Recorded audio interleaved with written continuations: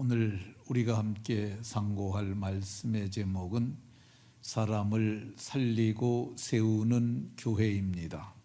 한번 따라 하십시다. 사람을 살리고 세우는 교회. 네, 우리가 송구영신 예배 때 달력 나눠드렸는데 못 받아가신 분들은 1층에 내놨나요? 달력? 네, 1층에서 가실 때 달력 하나씩 가져가시기 바라고요.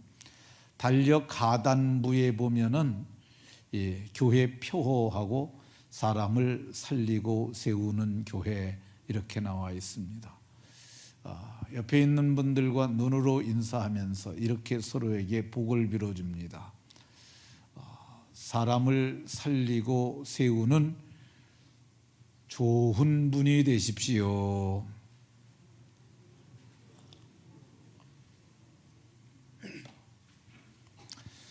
여러분들 모두가 사람을 살리고 세우는 복된 분들이 다 되시길 예수님 이름으로 축원합니다. 오늘은 우리 교회가 설립된 지 21년째 되는 날입니다. 교회는 이 날을 기념해서 감사하는 마음으로 예배합니다. 어떤 교회들은 첫째 주일을 신년주일로 지키는 교회도 있습니다. 근데 우리가 송구 영신 예배를 드리잖아요. 송구는 옛것을 보낸다는 거예요. 그래서 우리는 송구 기도회를 하고요. 영신 예배가 새해를 맞는다, 새 것을 맞는다는 뜻인데 그것이 신년 예배예요. 그래서 우리는 신년 감사 예배를 1월 1일 0시부터 그렇게 합니다. 그리고 첫째 주일은 우리 교회가 2000년 1월 1일에 설립되었기에 그래서 1월 첫째 주일은 교회 설립주일로 이렇게 우리가 예배합니다. 우리 교회의 정관 첫 페이지를 보게 되면 첫째 단락에 그러니까 정관 혹은 규칙이라고 그러는데 여기에 보게 되면 하나님이 선하신 섭리와 경륜이 계셔서 한인규 목사 일가족 6명이 개척의 소명을 받고 경기도 양주시로 이주하여 주후 2000년 1월 1일에 경기도 양주시 덕정동에 세제한 한국 아파트 101동 상가 1층 28평에 예수 그리스도의 몸된 교회인 행전교회를 설립하다 이렇게 되어 있습니다. 교회를 창립하신 분은 예수님입니다. 예수님께서 내가 이 반석 위에 내 교회를 세우리니 내가 세우리니 내가 세운다고 그러셨어요. 그러니까 교회를 세우신 분 이거를 창립이라고 그래요.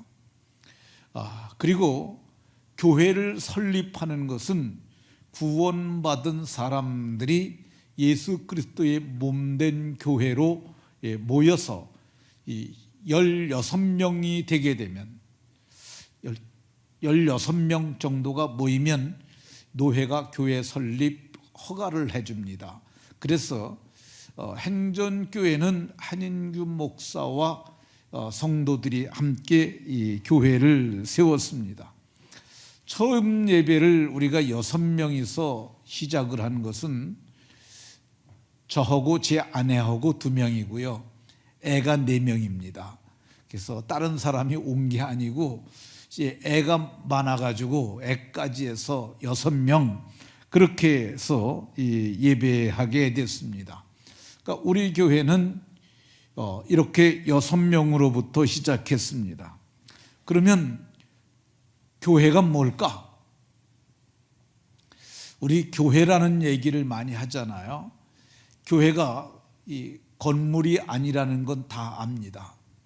교회가 이 헬라어로 에클레시아라는 것, 부름받아 나온 사람들이라는 것도 다 압니다.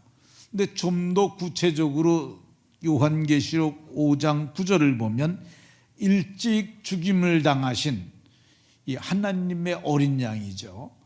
그분이 각 족속과 방언과 백성과 나라들 가운데서 사람들을 피로 사서 하나님께 드리고, 이게 바로 교회입니다.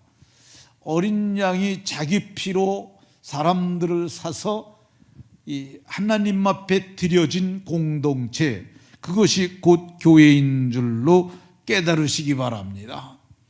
우리는 어떤 사람들이냐? 예수님이 자기 피로 값을 치르고 산 사람들이에요.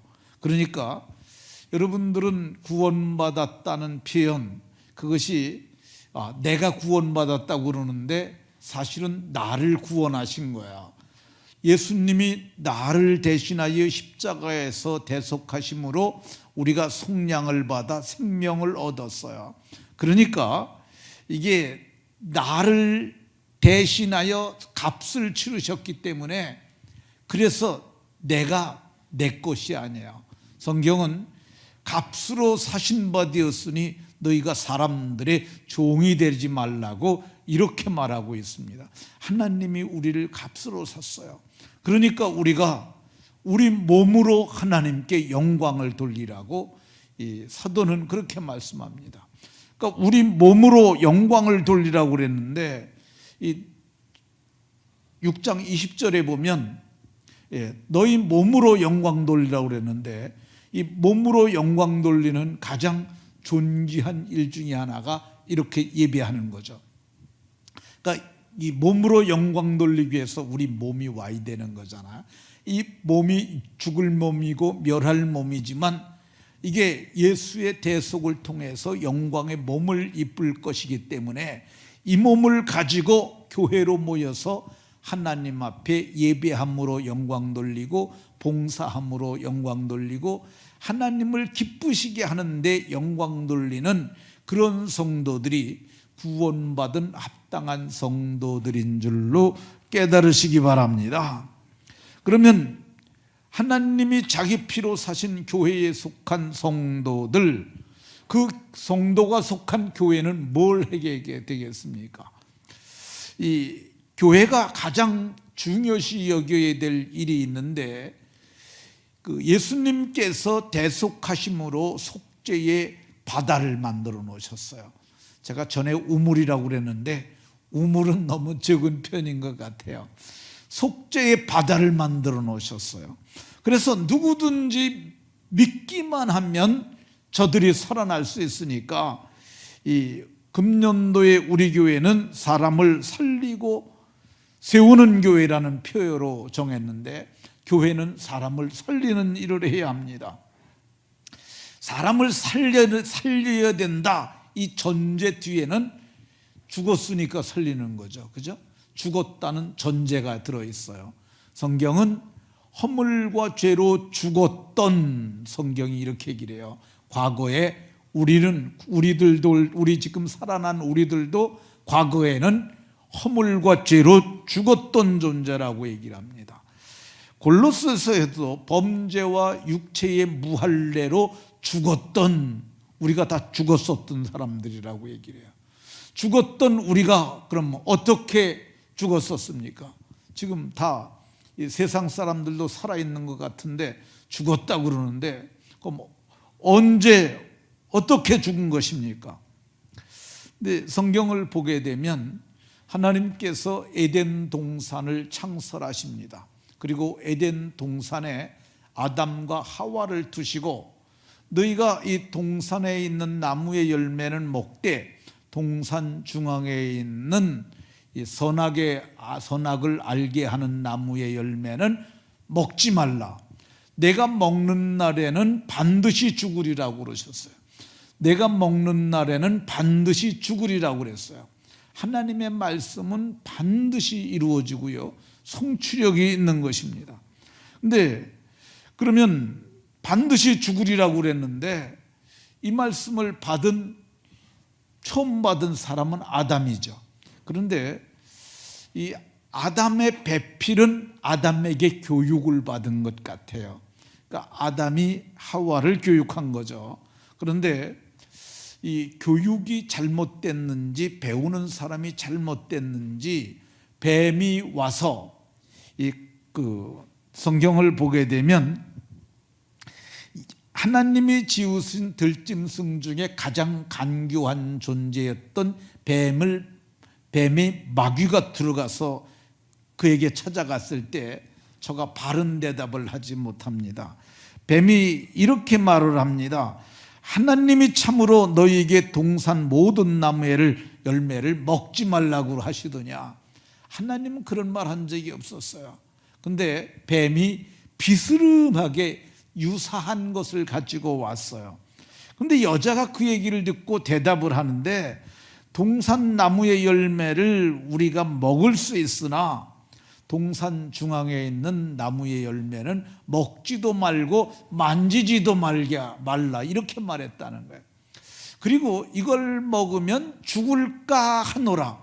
하나님은 먹지 말라고 그러지 만지지 말라는 말은 하지 않았어요. 근데 더하는 것과 빼는 것이 문제예요. 또 하나님은 반드시 죽으리라고 그랬지 죽을까 하노라 그런 말 하신 적이 없어요.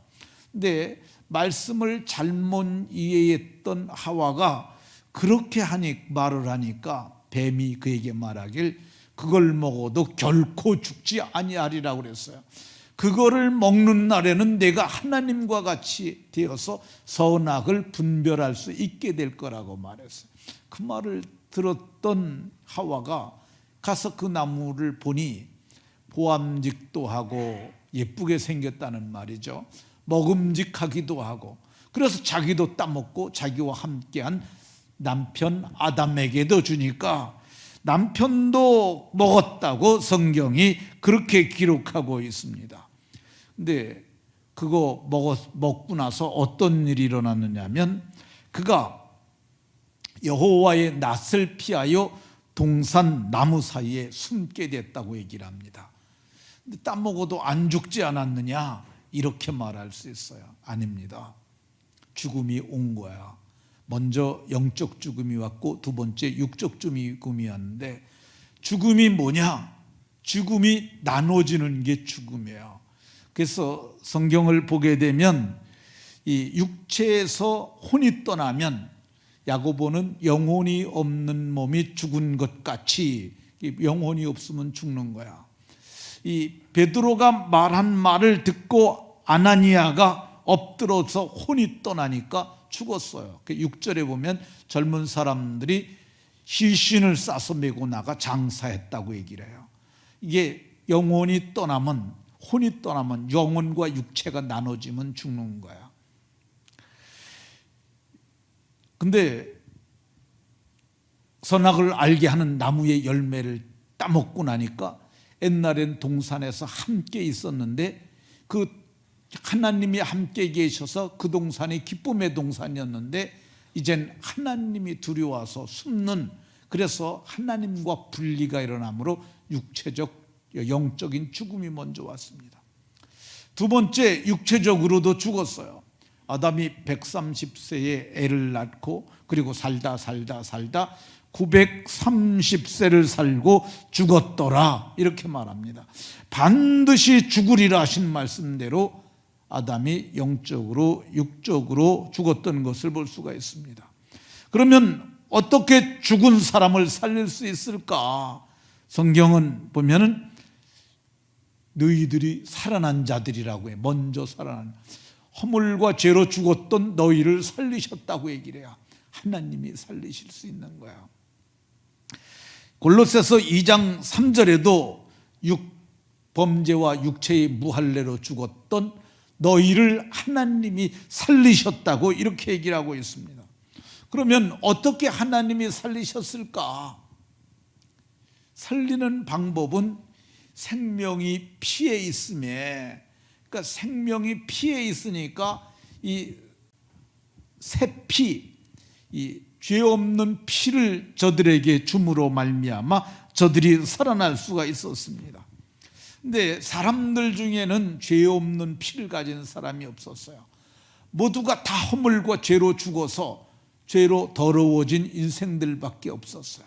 그래서 하나님이 몸소, 하나님이 친히 이 땅에 죄 없으신 하나님이 오셔서 자기 피로 저들을 값주고 사실 것을 계획하셨어요. 그래서 때가 참에 여자의 몸에 나셨고 때가 참에 이 땅에 오신 예수님께서 십자가에서 우리를 대속하셨어요. 성경은 예수님이 오시기 전에 내가 온 이유가 섬김받으려 함이 아니고 섬기려 하고 내 목숨을 많은 사람을 위한 대속물로 주려고 왔다고 얘기를 하셨어요. 그리고 마침내 그분께서 6월절 양 잡는 시간에 하나님의 어린 양으로 오신 예수님께서 6월절 제물이 되셔서 십자가에서 비참하게 예수님께서 인간이 받아야 할 모든 죄를 대신하여 저주받아서 죽으셨어요.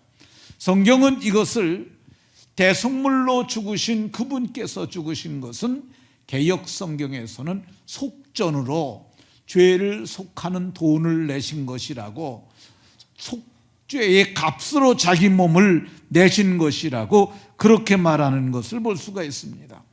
예수님께서 이렇게 속죄의 값으로 죽으심으로 말미암아 속전을 내셨으니까, 그러니까 이제는 누구든지 예수님께서 내 대신 죽으셨다는 것을 인정하고 받아들이는 그 순간 우리는 속량 곧 죄사함을 받게 되는데, 이런 사람들을 하나님께서 미리 정하셨어요. 그걸 예정이라고 얘기를 합니다. 베드로 사도가 예수 그리스도의 핏부림을 얻기 위하여 택하심을 입은 자들, 이런 자들이 어떻게 되느냐, 이런 자들이 영생 주시기로 작정된 자들인데, 이런 자들이 예수님을 믿는 그 순간 마음에 예수의 피가 뿌려져요.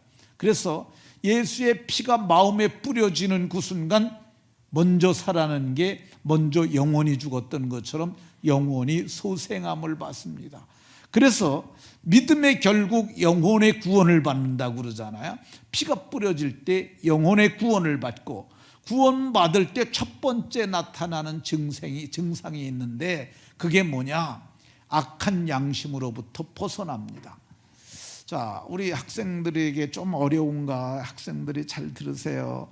그러니까 예수님 믿으면은 내 마음속에 양심이 있는데, 양심을 붙잡고 우리를 나쁘게 판단하게 하는 게 마귀예요.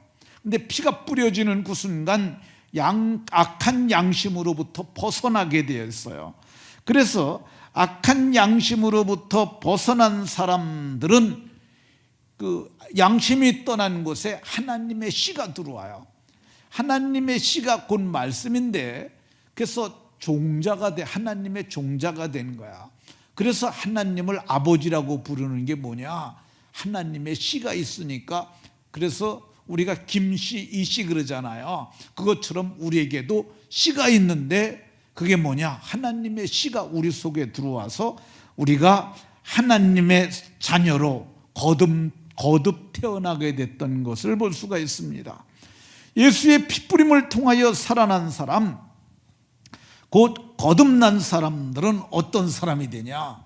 이 양심이, 악한 양심으로부터 벗어난 그 자리에 양심의 변화가 오는데, 선한 양심을 갖게 돼요. 선한 양심. 양심이 판단할 수 있는 근거인데 선한 양심을 갖게 되고요, 착한 양심을 갖게 되고요, 깨끗한 양심을 갖게 되고요, 그리고 정결한 양심을 우리가 가질 수 있게 되는 것을 볼 수가 있습니다. 이 거듭난 사람, 예수님 믿어서 새로 태어난 사람의 두 번째 변화가 뭐냐? 예수님이 우리 안에 들어오세요.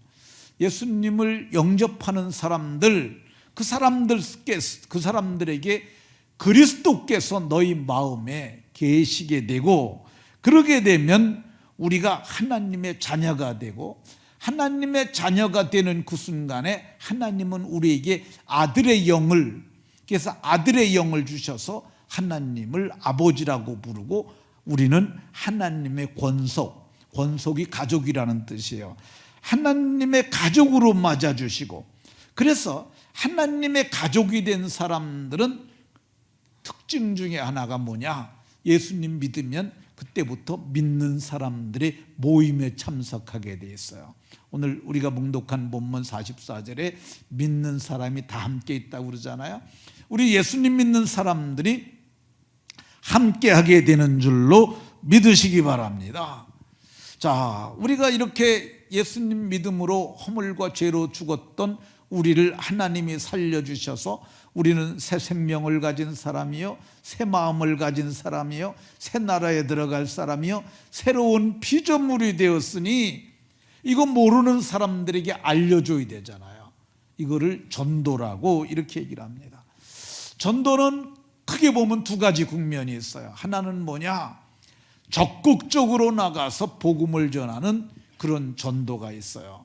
그거 중요하죠. 근데 지금은 그거 하긴 좀 힘들어요. 왜 그러냐면 이 여론도 안 좋고 비난을 받을 수 있어요. 그러나 또 하나의 소극적 전도법이 있는데 그게 뭐냐? 우리가 아름답게 사는 거야. 가정에서도 예수님 믿으니까 아름답게 살고요. 그렇잖아요. 예수님 믿고 새 생명 얻고 새 사람 됐으니까 부부가 다 믿었으니 집안이 아름다워지고 행복 공동체가 될 수 있잖아요. 교회도 마찬가지예요. 예수님 제대로 믿고 말씀을 따라 살게 되면은요, 아름다운 사도행전적 교회가 돼요. 저는 우리 교회가 그런 교회가 되길 원하는데, 이 사도행전 2장 42절부터 47절까지는 초대교회, 그걸 원형교회라고 그러는데 이 원형교회의 모습이 그대로 나와 있어요. 근데 이게 정말 사도행전적 교회죠. 그러니까 교회가 행복하게 되면은 저 사람들이 보고 나도 예수 믿어야지 그런 마음이 들 수 있는 거야. 그거 이게 소극적 전도야. 우리가 안에서 아름답고 행복한 신앙생활하는 거, 신령한 신앙생활하는 거죠. 또 하나는 주님께서 구원받는 백성을 더하게 하시는 거야. 우리의 삶을 저들이 보고 그리고 저들이 하나님의 손에 이끌려서 구원받는 백성을 더하게 하시는 것, 이거는 하나님의 역사이기를 하는 거죠. 그러면 구원받아 살아난 사람들, 이 사람들을 우리가 어떻게 해야 될까? 살아난 사람들은 이제는 우리가 세워가야 돼요. 자, 이 세운다는 말이 북돋는다는 뜻이에요. 세운다는 말이 북돋는다. 콩밭을 매보신 분들이 계십니까? 농사를 져본 사람들은 콩밭을 알아요. 이 콩을 이렇게 심어 놓잖아요. 그러면은 이 콩이 가뭄 때는 안 자라요. 이 마디게 자라다가 비를 한번 맞잖아요. 그럼 쑥 자랍니다. 이렇게 자라요. 그 쑥 자라는 걸 웃자람이라고 표현을 해요. 근데 문제가 뭐냐면 이게 웃자란 걸 그냥 두게 되면 바람이 불면은 그냥 넘어가 버리면 이거 잘못하면 수확을 못 거둬요. 그러니까 콩밭을 비가 와가지고 웃자라면 콩밭을 매서 콩대를 이렇게 흙으로다 덮어주는 거야. 그러면 중간에서 뿌리를 내려와서 또 이렇게 콩대가 뿌리를 내리고 자랄 수가 있어요. 근데 마찬가지로 예수님 믿어서 처음 믿은 사람들이 잘 자라도록 이걸 북돋아주는 거, 그게 세우는 거야. 근데 그렇게 세우는데 어떻게 키워야 되는, 어떻게 세워야 되느냐? 이 성경 오늘 42절에 보면 서로 교제하고 그러잖아요. 이 교회 안으로 받아들여 주는 거예요. 이걸 교제 공동체라 할 수 있어요. 그러니까 애를 낳아서 어디서 기르는 게 가장 좋겠어요? 병원에서 기르는 게 좋겠습니까? 보육원에서 기르는 게 좋겠습니까? 고아원에서 기르는 게 좋겠습니까? 가정에서 기르는 게 좋겠습니까? 가정에서 기르는 게 제일 좋은 거죠. 집안이 좀 어려워도 집에서 자라야, 집에서 자라는 게 최상인 겁니다. 근데 성경을 보면 46절에 새로 믿은 사람들을 같은 마음을 갖게 했어요. 예수님 믿으면 마음이 같아져요. 이게 왜 그러냐면 성령이 주시는 마음을 있기 때문에 다 같은 마음을 가져요.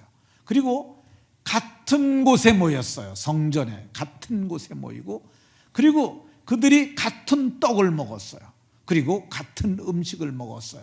이게 가정과 같은 거예요. 교회는 여기 새신자들이 들어와서 이 분위기 속에서 언제 자랐는지도 모르게 우리는 같이 밥 먹고 같이 이야기하고 같이 기도하고 그랬더니 어느새 자란 거예요. 누가 자라게 했을까요? 나는 뿌렸고 누구는 물을 주었으되 하나님이 자라게 하셨느니라. 여러분의 자녀들도 어느새 자라잖아요. 다 하나님이 자라게 하시는 줄로 깨달으시기 바랍니다. 이렇게 새로 태어난 사람들, 나이가 많아도 예수님 믿은 게 1년밖에 안 되면 영적인 나이는 1살에 불과한 거야. 그러니까 이제 예수님 믿으니까 하나님의 말씀이 들리는 들을 귀를 갖게 되고, 전에는 자기 혼자 밥 먹고 살려고 애썼는데 이제는 손으로 수고하여 착한 일 할 수 있고 구제할 수 있는 손을, 에베소 4장 28절, 그 손을 하나님께서 주시고, 그리고 이 거듭 태어난 새 생명을 가진 사람들은 그제서야 숨이 트입니다. 그러니까 하나님께서 흙으로 사람을 지으시고 그 코에 생기를 불어넣으시니 사람이 생령됐다고 그러잖아요. 근데 그는 첫 번째 사람이에요. 두 번째 사람은 예수의 핏부림을 통하고, 그리고 하나님께서 그들에게 성령을 주시게 되면 그때부터 그게 숨이 트이는 거예요. 이게 페노마토스라는 헬라 말이 숨이에요. 그래서 숨이 트이기 시작하면 그때부터 기도를 할 수 있는 거야. 그래서 기도를 영혼의 호흡이라고 하는 말이 맞는 말이에요. 숨이 트이게 되면 그때부터 기도하는 거야. 그래서 예수님을 믿게 되면 새 생명을 갖는 그 순간부터 기도할 수 있습니다. 사울이라고 하는 사람이 있었어요. 근데 이 사람이 다메섹에서 부활하신 예수님을 만나요. 그리고 그가 사흘 동안 보지도 못하고 먹지도 못했는데 한 게 있었어요. 이제는 숨이 트이니까 그가 기도하는 중이라 이렇게 기도하게 됐어요. 이 구원받아 살아난 자들을 어디로 데리고 와야 되느냐? 나눔 공동체, 교회 안에는 나눔 공동체에 있어야 해요. 이 집안에서 보면 옛날에는 형이 입던 거 동생이 물려 입고, 동생이 입던 거 또 동생이 밀려 주잖아요. 마찬가지예요. 그래서 성경을 보게 되면 각 사람이 필요를 따라 나누는 거야. 예. 그럼 서로 모든 물건을 통용하고, 집안에 쓴 물건 같이 쓰잖아요. 교회에 있는 물건도 우리가 다 같이 쓰는 것처럼 44절에는 물건을 통용하고, 그리고 필요한 경우 필요를 따라 나눠주는 거죠. 그래서 재물은 물과 같아야 돼요. 물은 낮은 곳으로 흘러가잖아요. 재물이 많은데 쌓아두게 되면 그건 없는 거와 다를 바가 없어요. 재물은 어디로 보내줘야 되냐? 필요한 곳으로 보내줘야 되는 거야. 손주가 대학을 들어갔는데 아들이 어려우면은 할아버지가 재물이 많으면 좀 줘야죠. 아까워서 못 주고 있으면 안 돼요. 과감하게, 야, 너 아들 잘 키웠구나. 참, 그래서 이 아들이 이렇게 좋은 대학 들어갔는데 내가 좀 여력이 있으니 내가 학비를 대마. 그리고 500만 원이면 1000만 원 정도 보내주는 거야. 아, 그럼 할아버지 멋지신 거죠.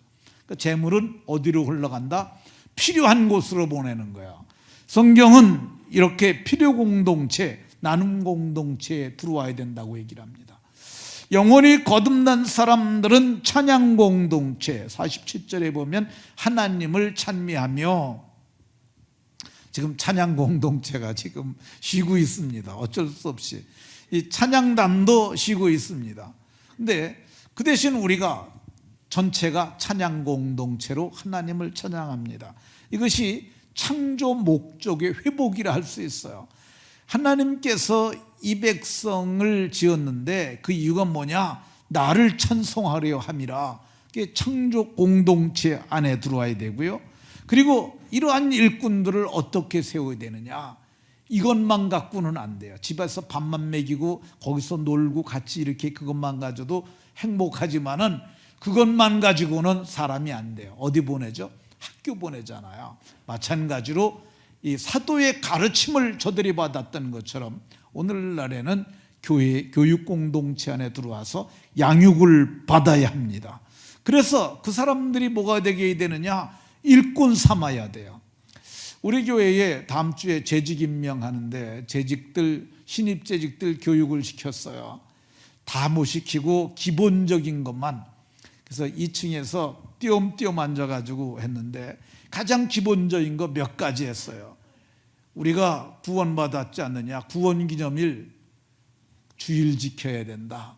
마지막 날에 영광의 몸을 입을 것을 바라보며 그 주일 잘 지켜라. 주의 날이니까. 그리고 이 모든 것이 하나님께서 주셨으니까 믿음의 고백으로 11조를 해라. 그러면 하나님이 하늘 문을 여시고 부어주신다. 이 두 가지 교육을 했어요. 근데 이거를 아는 거하고 실천하는 건 달라요. 근데 알기는 들어서 아는데 못해요. 행할 힘이 없는 거야. 그걸 믿음이 없다고 이러는 거야. 그러니까 아는 것은 지적인 동이고요. 지적인 영역이에요. 행하는 건 믿음의 영역이에요. 믿음이 없으면 알아도 행할 수가 없어요. 그래서 그걸 알고 믿음으로 행하는 사람들을 믿음의 사람이라고 그러고 믿음으로 세워진 사람들을 일꾼이라고 그러는데 초대교회는 기둥 같은 일꾼들이 있어요. 기둥 같은 일꾼, 여기 보면 야고보, 게바, 요한 3명 나오죠. 이 게바는 베드로고요. 요한은 예수님과 함께 했던 제자예요.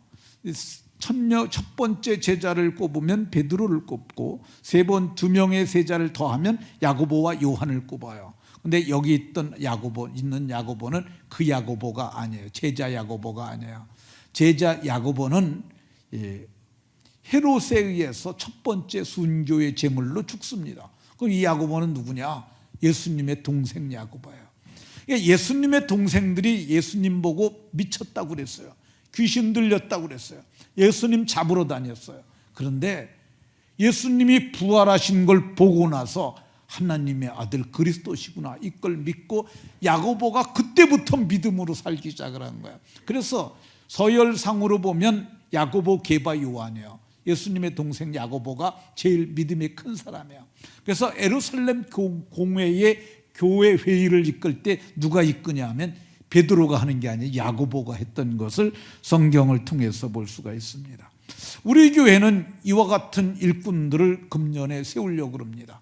살아난 사람들을 세우는데 그래서 우리 교회가 금년도에 가을 정도에 우리가 이제 그 노회에 청원을 하려고 그래요. 장로, 장립, 청원 그리고 안수 집사와 권사를 이번에 더 세우려고 생각하고 있습니다. 하나님 보시기에 좋은 사람들이 세워지도록 우리가 기도해야 되고요. 이 기둥 같은 일꾼이라고 성경이 표현을 하는데 왜 기둥 같은 일꾼들이냐? 기둥은 뭐냐면 짐을 질 수 있어야 돼요. 기둥의 역할은 짐을 지는 거야.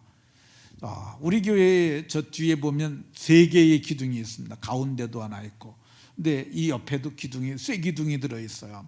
그러니까 우리 교회는 이 시멘트 콘크리트 건물이 아니라 철골조예요. 이 철골로 만든 건물에 벽돌을 싼 거야. 근데 이제 이 가운데 있는 이 기둥이 이게 제일 힘을 많이 받는 거야. 원래는 그 첫 번째 설계에 나온 게 기둥이 한 1m 돼, 쇠가. 근데 제가 생각을 해보니까 그렇게 큰 기둥이 딱 교회 안에 있게 되면 이게 그렇잖아요. 많이 버겁고 가려지고. 그래서 설계를 다시 해달라고 그랬어요. 구조 개선 다시 해주십시오. 그래서 쇠를 갖다가 이렇게 얇은 거라는 게 아니라 저걸 뜯어보면은요, 쇠가 이렇게 두꺼워. 그러니까 이 크기는 적어졌는데 두꺼워진 거죠. 그래가지고 똑같은 사이즈로 만들고 두께를 키웠어요. 그래서 저게 짐을 많이 받는 거예요. 그게 큰 기둥이고 제일 힘 받는 기둥이에요. 그러니까 교회는 이런 짐을 질 수 있는 일꾼들이 있어야 돼요. 뭘 시키면은 그냥 목사님 전 이게 스트레스 받아서 못해요 이러면 일꾼이 못 되는 거예요. 일꾼은 짐을 질 수 있어야 되고 그리고 맡기면은 그 일을 끝까지 짐을 지고 버텨야 돼요. 기둥이 왔다 갔다 그래 보세요. 집이 무너지지. 그러니까 기둥은 그런 역할을 하는 겁니다. 성경은 이런 사람들을 이기는 자들이라고 이래요. 이기는 자들은 하나님의 성전에 기둥이 되게 하리니, 이게 원래는 문자적 의미는 야긴과 보아스라고 하는 예루살렘 성전의 두 기둥을 의미하는데, 이기는 자들이 이런 역할을 하게 하겠다고 말씀하셨어요. 그러니까 시련을 이겨야 되고요, 고난을 이겨야 되고, 환난도 이겨야 되고, 그리고 역경도 다 이겨낼 수 있는 사람들. 그러다가 보면은요, 사람이 뭐가 되는 줄 아십니까? 시련에도 웃을 수 있어요. 환난은 인내를, 인내는 연단을, 연단은 하나님이 내게 소망을 이루실 것이야.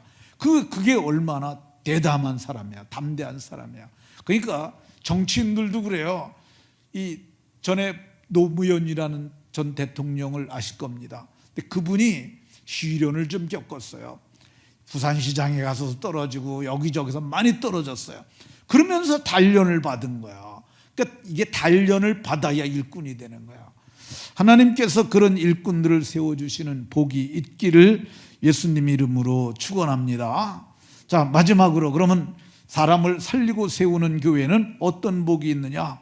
기쁨과 순전한 마음을 가진 행복한 교회가 됩니다. 돈이 좀 적은 분들은 뭐 돈만 많으면 행복할 것 같다고 그러잖아요. 돈 많은 사람들 보면은 돈 때문에 아버지하고 아들하고도 싸우고, 그 재벌들 싸우는 거 못 보세요? 법정 소송까지들 하고 그러잖아요. 돈 많다고 행복한 거 아니에요. 기쁨, 순전한 마음, 주님이 주시는 이 마음이 행복이에요. 그래서 옛날에 은혜 받은 사람들 기도원 갔다가 내려오는데 집이 가봐야 먹을 것도 없는데도 만물이 나를 보고 웃는 것 같다고 그러면서 그렇게 기쁨으로 내려오잖아요. 그게 행복이에요. 그러니까 사람을 살리고 세우는 사람, 그 교회는 행복해지는 복이 있습니다. 두 번째, 47절에 보면 온 백성에게 칭송을 받으니 칭찬받는 복이 있어요. 근데 오늘날에는 교회가 칭찬하는 사람들보다 악의적으로 비방하는 사람이 더 많습니다. 왜 그러냐면 믿는 사람이 10%도 안 되니까. 그러니까 10%는 더 되겠구나. 어쨌든 뭐 1000만이라고 그러는데 지금은 실제적으로 1000만이 될지 안 될지 모르겠는데 마지막 때가 돼서 하나님이 키질이라고 키질을 하면 알곡을 거두는 거잖아요. 그때기 때문에. 근데 비난하는 사람들이 훨씬 더 많습니다. 근데 여러분, 이것에 대해서 흔들리지 마세요. 성경을 보면 이 사람들이 뭐냐? 알지도 못하면서 비방한다고 그랬어요. 이건 짐승 같은 것들이라고 얘기를 하고 있어요. 그러니까 그런 것에 너무 창념치 마세요. 그러니까 저는 어떤 분들이 교회에서도 노예 때도 보면 비난받는 게, 아니 왜 그것만 생각을 해? 칭찬하는 사람도 있는 걸 봐야지. 그들이 알지도 못하면서 하는 소리를 그걸 뭘 그렇게 염두에 둬요? 저 틀린 말이에요. 제가 예를 들어서 하나 말씀드리도록 하겠습니다.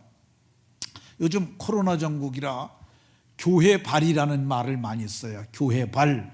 대구, 경북 67명 신규 확진 교회발, 감염자 지속 교회발이라고 그래요. 성탄절 다가 모임을 한 교회 결국 교회발 집단 감염 시작했다고 44명. 그리고 청주 이 모임에서 확진 주명 초과 누적 10명. 그래서 이것도 교회발로 써놨어요. 밑에 보면 교회발이라고 누가 써놓은 거예요? 다 기자들이 쓴 거죠. 근데 그게 기자들 중에서 기독교인들은 절대 저런 말 안 써요. 저건 누가 썼는 줄 아세요? 믿지 않는 사람들 중에서도 교회를 대적하는 그룹이 있어요. 교회를 대적하는 그룹이 지시를 해요. 교회를 헐라고. 그러니까 우리나라 교회가 무너뜨리게 되면 지네들 마음대로 할 수 있다고 교회를 허는 세력들이 있어요. 그러니까 이게 왜 교회발입니까? 교회가 세상으로부터 감염된 거지. 그렇잖아요.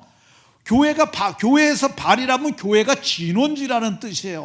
교회에서 그게 나갔어요. 이런 식의 표현을 쓴다면은 동부구치소에서 어저께 958명째 나왔어요. 그럼 동부구치소 발 그래야 되잖아요. 여러분 그런 기사 제목 하나라도 본 적 있어요? 없어요. 그게 법무부 소관이잖아요. 법무부 발 그렇게 나와야 되잖아요. 추미애가 법무부 장관이잖아요. 추미애 발 이렇게 나와야지. 그럼 왜 교회 발이라는 말을 써요? 그게 말도 안 되는 거지. 근거도 없지. 문법도 안 맞지. 상황도 안 맞지. 그런데 그런 사람들이 이성 없는 짐승 같아서 마지막에 불 가운데 들어갈 거니까 너무 창념하지 말고 어떻게 해야 되느냐? 교회를 잘 보는 사람들이 있어요. 성경을 보면 너희를 두려워하며 이게 보는 거야. 저 집 아들 개판 5분 전이었는데 그 아들 예수 믿더니 사람 됐어. 그러면서 교회를 지켜봐요. 정결한 행위를 보는 거야. 그러니까 우리는 정결하게 살면은 세상이 칭찬하게 되는 줄로 믿으시기 바랍니다. 마지막으로 교회는 사람을 살리고 세우면은 어떤 일이 일어나느냐? 눈 감는 그 순간 이성 없는 짐승 같은 것들은 다 불 가운데로 지옥의 사자가 끌고 가지만 우리는 어떻게 됩니까? 하나님의 천사를 보내서 천사들의 손에 받들려 우리가 하나님의 낙원으로 가고, 그리고 마지막 날에는 생명의 부활을 하고, 그리고 공중에 끌어올려 주께서 영접하시고 우리가 어린 양의 혼인잔치에 들어가고 하나님과 그리스도의 제사장이 되어 1000년 동안 왕노릇하게 되는 줄로 믿으시기 바랍니다. 우리 교회가 금년 1년도 살리고 세우는 일을 할 것인데, 여러분들도 함께 살리고 세우는 일을 하시는데 어디부터입니까? 가정에서, 내 새끼들부터, 내 자녀들부터 그렇게 살리고 세워서 우리 교회가 다음 세대를 살리고 세우고, 그리고 우리 지역을 살리고 세우는 그런 아름다운 권속들이 다 되시길 예수님 이름으로 축원합니다.